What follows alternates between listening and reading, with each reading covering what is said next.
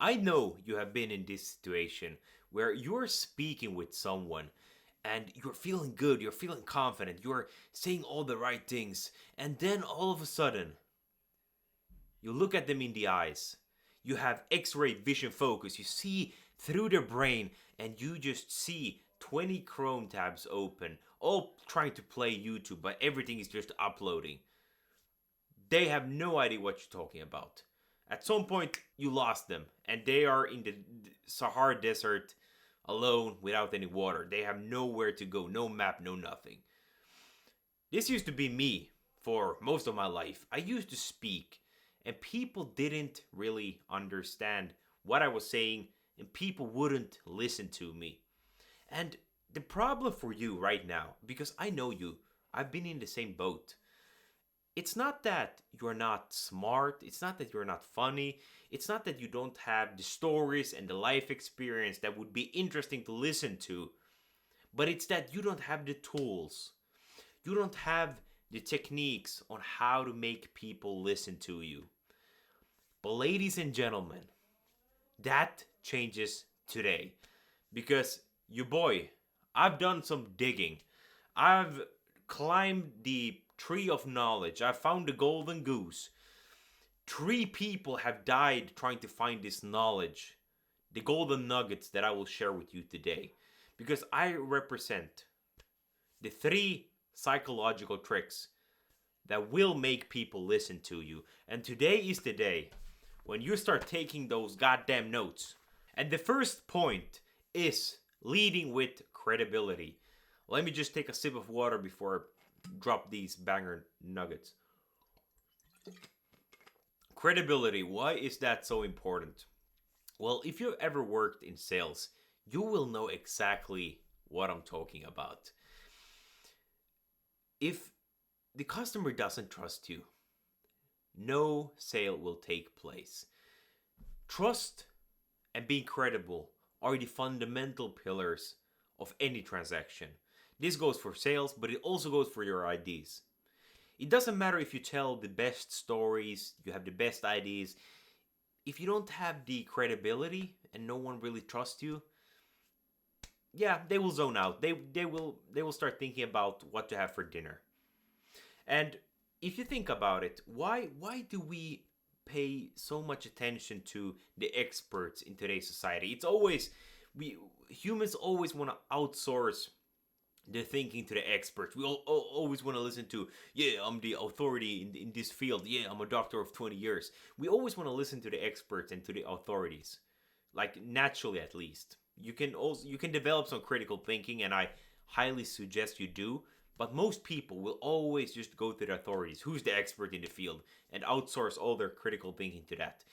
And the reason why we humans have a tendency to do this is that we want to listen to people who know what they're talking about. Think about the savannah. Think about when we humans were hunter and gatherers. We were out there in the field. We were fighting with tigers, with dinosaurs. We were having fist fights with fucking kangaroos. When we were out there in the field, we were just trying to survive, doing anything to survive. It was important that we could trust in each other. And when you live in that sort of environment, your survival is dependent on getting the right knowledge, getting the person with the most skills. So it totally makes sense that we want to listen to people who are experts. But it's not only about having all the accolades, having the degree or whatever. I think in today's world, you know, different degrees of education and titles, they are they are worth less and less because we have stopped believing in everything that the authorities say. So I think those things are worth less and less. But credibility and having this being this expert does not only come from the titles. It also comes from just how you are and how you speak. If you think, for example, why would you listen to me? Why would you watch this video about me talking about communication, talking about how to improve yourself? Shouldn't you go to the professor who's, 69 years old and has studied communication for 40 years and has 7 different degrees in this topic?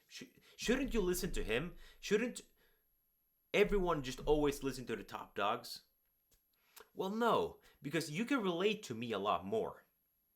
You can relate to my story a lot more. I went from being very introverted, very shy, just a couple of years ago.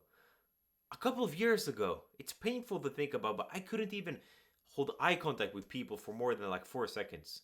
I couldn't have conversations. But now I've done a transformation. So I'm instantly more credible. I know what works because I've done it myself. I've done transformation. So even though I don't have a degree in communication, which I think would be kind of stupid for me to have, I have the real practical knowledge. I have the golden juice, because I've done it myself. And you see the books behind me? You see all the books? To be completely humble, I might be the most humble person on YouTube. I'm incredibly smart. It's just unbelievable how intelligent I am. And I'm showing you that with all the books that I've read, just to show you that, yeah, I've done my research, I've done my due diligence. Don't get offended, by the way, but I'm very humble. I know that. So what you should do to build on your credibility is to think about your field. How can you bring out things? How can you tell your story, for example, of what you've done, of your own transformation? And this will build on your credibility. But people need to know the reason why you're speaking on this topic. That's the key. And another thing which I forgot to mention on the credibility part is your confidence. This is something you can immediately start doing.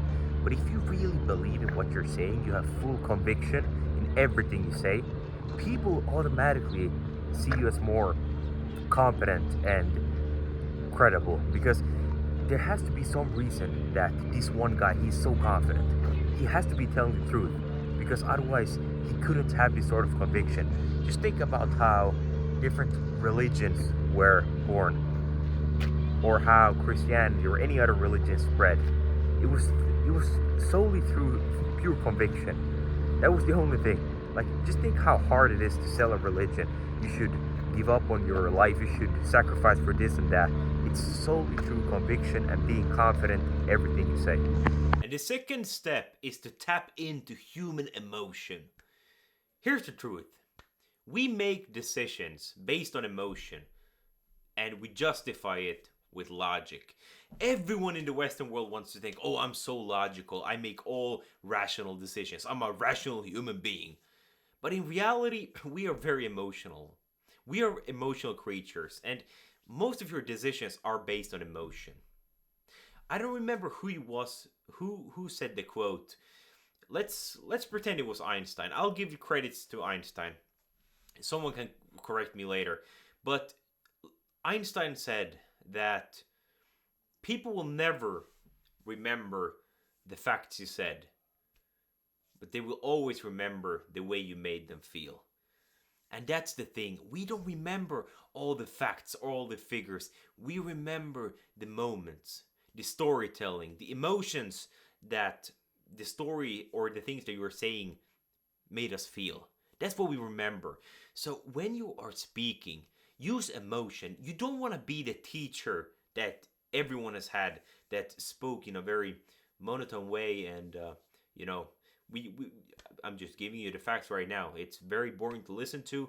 No one remembers shit, and no wonder no one is learning anything in school, because I'm just speaking this way. I haven't improved my communication skills at all. No one wants to listen to someone who speaks in a monotone way without any emotion. You notice that when I spoke that way, a very monotone way, you immediately just wanted to zone out.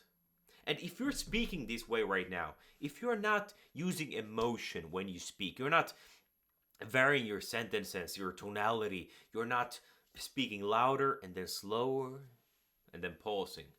If you're not doing this and you don't have the energy, people will zone out. That is just natural. We humans, we like to predict things.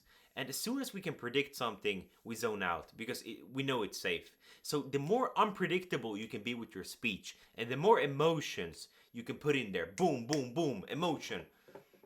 oh damn, the better people will listen to you, the more engaged people will be. And when you speak, you should speak in an exciting way. You should sell the dream. Think about Wolf of Wall Street. I'm not saying to scam people, but you have to speak in the same sort of way, selling the dream, selling the future. You should listen to this, because when you do these things, when you do these three things, you listen to Felix, that's when your life changes forever. That's when you learn the skills, how to communicate, how to speak with energy, how to hold conversations, and everything will start happening for you. Boom, boom, boom, and you're suddenly successful. That's what's happened when you listen to this. You have to speak that way for people to listen to you. And step number 3 is making it make sense. And here comes the logic part. Because even though we humans, 80% of our decisions are based on emotion, we also need that logical part. But I'm not talking about just giving the facts, making everything make sense. So I'm not only talking about that. I'm talking about speaking in a way that is easy to understand. The more simple you can make things, the better. If you confuse them, you lose them. That is a saying I like to say. So when you are speaking, does it make sense? Like, is it easy to understand for people? Because you kind of have to speak to people like they are having brain fog, they're having an insulin spike, and they're really not able to concentrate. That's the way you need to speak to people. The bottom line is that you shouldn't yap on, and you shouldn't try to sound smart. You should try to be understood. The more clear you can make it for your audience, the easier it is for them to follow along and get what you're saying. And that is the key. That is what gets people drawn into you. Because as soon as you lose them, they zone out. They don't want to listen to you anymore. And hopefully now that will stick in your brain. So hope you took the notes. Hope you found value from this. And if this was a valuable video for you, please make sure to like it. So, that's the easiest way you can show some appreciation for me for digging the holes, climbing the holy tree of knowledge to getting these facts to you. Alright, let me know in the comments if this was helpful. Subscribe if you want to see more content that improves your communication skills. And I will see you in the next one. I wish you the best day of your life. Take care.